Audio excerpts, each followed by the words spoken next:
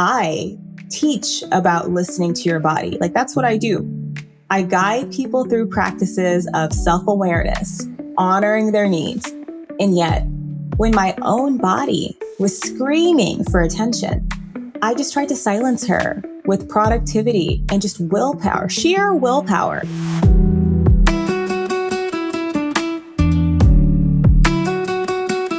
Hi, everyone. Welcome to today's episode of the Legal Yogi Podcast. I'm your host, Vanisha, and today we are back stronger than ever, coming back stronger than ever. We're in the flesh, actually. So that's exciting. This is very exciting for me, y'all, because I have been trying to get this going on video for so long. So we're here, we're having a catch up so we can all officially meet each other. There's been a lot going on my end, but before we get there, let's start with something good. So I hope you all are doing well, and let's just take a moment here to think of something good. And once you have it, share it with someone. It can even be me. I will not lie to you all and say that I will check the Instagram messages because I don't really know. Who knows? We are in a new season of life, of everything. So I'm just going to say, send it. Tell me something good, y'all. Check in with me on Instagram, especially the podcast Instagram at Legal Yogi Podcast, because I will definitely read that message. So my something good is that I have finally gotten my life together and I'm in a better position to come back to this podcast. I promise I won't plan to do that again. There was a lot going on, which we will discuss. But for now, let's get back to our show. So if you've been with me here on this journey, you might have noticed something. I've been really quiet, like really, really quiet. So if there's one thing I've learned about through my yoga practice is that silence isn't always peaceful. Sometimes silence is the sound of regrouping, of healing, and making difficult decisions. So today, I'm not here with tips or techniques or ancient wisdom to share with y'all. Well, not in the traditional sense. Anyway, today, I'm here with something more valuable. The real, the messy, the uncomfortable, the real truth of what happens when even a wellness practitioner needs to take a step back and tend to her own garden. So let's talk about the last few months. Let's talk about the health struggles, the business boundaries, and the courage that it takes to choose yourself when everything feels like it's falling apart. Because here's what I want you to know right from the start. If you have ever felt like you are supposed to have it all together, like taking a pause means you are failing, like asking for help or making change is a sign of weakness, then this episode is for you. So let's get real. So in the spring, I received a diagnosis. But before we get to the diagnosis, actually, last spring, so I am now recording this in March of 2026. Last spring of 2025, I had a health scare when I was doing my 180-mile bike ride, the MS 150. I almost fainted, like literally day one. It's never happened to me before. And I was like, something is off, like something is really off with me. And 4 months later, I finally received a diagnosis. I had been getting test after test after test, trying to figure out what was wrong with me, trying to advocate for myself, which we will 100% talk about at a later time, because let me tell y'all, no one is going to advocate for you the way you will. So start doing it in any way you can. And we will 100% talk about that later. But that was a big lesson I learned over the past year, is that like only I can advocate for me. I received a diagnosis that simultaneously brought me relief, but also grief. PCOS, polycystic ovary syndrome. For those unfamiliar with PCOS, this is a hormonal disorder that affects about 1 in 10 women. For me, it has shown up in every way a woman does not want it to. It has showed up as weight gain, persistent acne, extreme fatigue and lethargy, and irregular cycles that just made it impossible to predict how I would feel from week to week. And here's what nobody tells you about getting a diagnosis like this. You feel relief and satisfaction and devastation at the exact same time. Relief because finally, capital FINALLY, finally, there is a name for why your body has been acting like a stranger, like someone you just don't know, and why you can't just push through things like the way you used to. But there's also this grief. There's grief for the body you thought you had, grief for the energy you used to take for granted, the ability to record these podcast episodes like it was no problem, to teach the yoga classes, to manage a demanding legal career, and still have something left for yourself at the end of the day. We're not even going to talk about the energy it takes to date out here, especially out here in Austin, Texas, where the number of Black men that actually like Black women, you can count on one hand. Okay. That's for another day. But here's the irony about all of this, because I'm not just going to complain the whole time. And it's not lost on me about this irony. And this is where I really decided that, no, it's time to talk about this straight out the gate. I teach about listening to your body. Like, that's what I do. I guide people through practices of self-awareness, honoring their needs. And yet, when my own body was screaming for attention, I just tried to silence her with productivity and just willpower, sheer willpower. The journey to this diagnosis taught me something profound about advocacy. I had to push back. The doctors I had several doctors that wanted to just dismiss my concerns. They were like, oh, eat right, work out. I'm like, do you know who I am? Like, do you know what I do? I told you I felt this way after doing a 180-mile bike ride. You really need to tell me to just work out more? Come on, y'all. I had to trust my own experience of my body, even when the medical establishment seemed skeptical. I legit had a doctor, y'all, try to tell me that she just didn't think there was anything wrong with me. And I'm like, I've been in this body for over 30 years, over many more years than 30, but over 30 years. I know. And this is what really made me realize the issues we have in medicine with listening to women, especially Black women, but we'll talk about that at another time.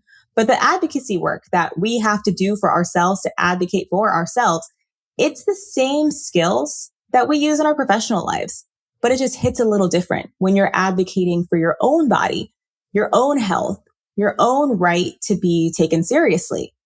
And getting the diagnosis that I received was like being handed a map when you've been wandering, you've been lost in the dark. Suddenly, everything starts to click. The symptoms start to finally make sense. I wasn't failing at anything. I wasn't failing at wellness. I was dealing with a legitimate medical condition that affects millions of people. But this diagnosis is just the beginning of the journey. It's not the end. I now have answers for why I had such bad brain fog, why I felt like I just didn't have the motivation to do the work. And I had a really tough year at work last year too, y'all. And now it all makes sense why, because I'm killing it a year later, like killing it. And I just wish I would have looked sooner. So this is why we're talking about this now, to save anyone else who could be potentially feeling like they're not within their body. So this diagnosis, like I said, is just the beginning of the journey. It's not the end. So now, finally, now that I have a diagnosis, now comes the work of managing the PCOS. And through all of this, I've been learning about what it means to truly practice what I preach, to actually listen when my body says, I need rest, to honor the cycles and the rhythms that PCOS has imposed on my life rather than fighting against them, and to bring the same compassion to myself that I extend to all of you listening. I'll share more about this, like I said, in a future episode. But for now, what you all need to know is that this health challenge was a major reason for my absence and a profound teacher about what it means to truly honor your body's needs. And so now shifting a little bit, but while navigating this health journey, I was also facing another challenge. My relationship with my production company, it just wasn't serving me anymore. And there was like nothing bad. It was not serving me anymore. And so for those of you who run businesses or manage professional relationships, you know this moment when you realize that a partnership that once worked perfectly has now become a drain. My production company wanted to overcharge for services, and the value just wasn't matching the investment for me. And I felt stuck essentially in a contract that no longer aligned with where I wanted to take this podcast. But here's where the PCOS diagnosis and the business decision intersect in a really nice way.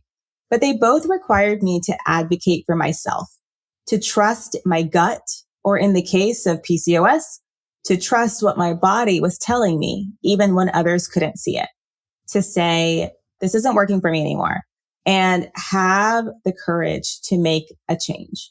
So making the decision to cut ties with the production company was not easy. There's comfort. We all have comfort in the familiar, even when the familiar isn't serving you. There's fear in making a change when you're already dealing with other stuff, other shit, like health challenges or kids or family or anything else, anything. But what if you have the problem that I had where you can't manage all of this on your own? Like, what if you make the wrong choice on something, you drop one ball? What if this decision compounds your stress rather than alleviating it? And so then I kept coming back to this truth. Just as I needed medical support that actually listened to and addressed my symptoms, I needed business support. I needed business support that actually aligned with my vision and my values. So I made the break. And in that space of transition, something exciting began to emerge. But I started exploring video podcasting. So this wasn't just about finding a new production company, but this was about evolution, about taking the Legal Yogi podcast to the next level, about creating content that feels more connected, more intimate, more real, about you all being able to actually see me and not just hear me. As you can see, I'm a very animated person. I talk with my hands. I don't know how to stop. One day I will learn, I promise. But like you weren't getting the full picture of me, of who I am, because like all you could hear is my voice. Coming to video was a really big decision for me because that means allowing you all to see me as me. I don't think I'm going to be the kind of person that like will wear a suit or anything. Like, this is me. This is loungy Vanisha, loungy B. But I wanted you all to be able to see me and not just hear me as we navigate these conversations about wellness, balance, and just living authentically. But I will say making the shift took time. I have been trying to learn about video production, researching companies that could support this video, testing equipment, building new systems and workflows, all while managing a chronic health condition and, of course, maintaining my legal practice. So this is why the silence ended up stretching a little longer than I intended. The parallel lessons here are so clear. Whether advocating for your health or advocating for your business, you have to trust yourself enough to make changes, even when it's uncomfortable. You have to believe that you deserve support that actually serves you. You have to be willing to invest in your long-term well-being, even when the short-term disruption feels overwhelming.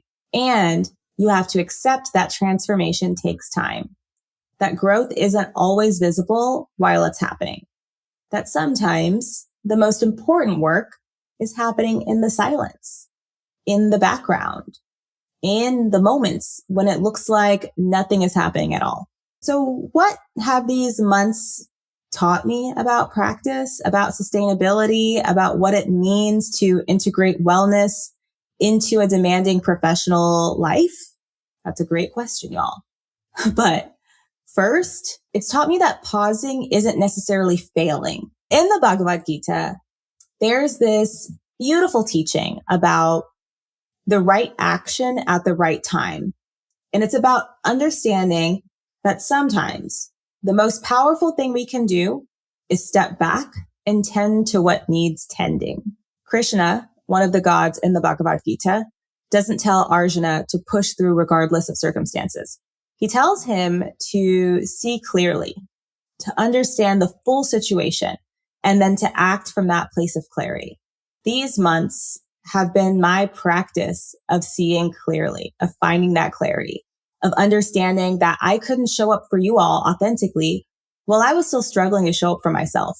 The most aligned action was to pause, to heal, to rebuild. So this is really what it came down to for me. Trying to find that moment of clarity so I could show up for you all was to just take that pause and rebuild, even though it meant disappointing the part of me that wants to be consistent, reliable, and always available. Second, that boundaries are medicine. I don't know if you all are big Peloton people, but Robin Arzón, she's the true definition of a legal yogi. She is a lawyer turned cycling instructor, and I think she is up there in the Peloton corporate world. But she always says, I can't remember the exact phrasing, but it's like setting boundaries is sexy. Like the sexiest thing you can do for yourself is to set boundaries. And I love that. Like boundaries are medicine. So for me, setting boundaries with my production company, with my workload, with my expectations of what my body should be able to do, these weren't just acts of weakness. They were acts of profound self-respect. As professionals, whether you're an attorney, a teacher, a healthcare worker, a CPA, a parent juggling multiple responsibilities, a real estate agent, we are all conditioned to believe that our value lies in the ability to produce, regardless of circumstances. But what if our value lies in our ability to honor what's true? To say, I need support here, or this isn't working anymore, or I need to rest. What if the most revolutionary thing that we can do in a culture that demands constant productivity is to simply ... stop when we need to stop? That's a mic drop moment right there. I'll give you a little pause to think about that one. And third, that transformation often looks like a mess before it looks like progress. Right now, in this moment of speaking to you, I'm in the thick of it, y'all. I am right in the middle of it. I am still managing the PCOS. I'm still trying to figure out what foods support my body, still adjusting medication, still adjusting supplements, still navigating the emotional terrain of living in a body that just does not feel predictable, that does not feel like me.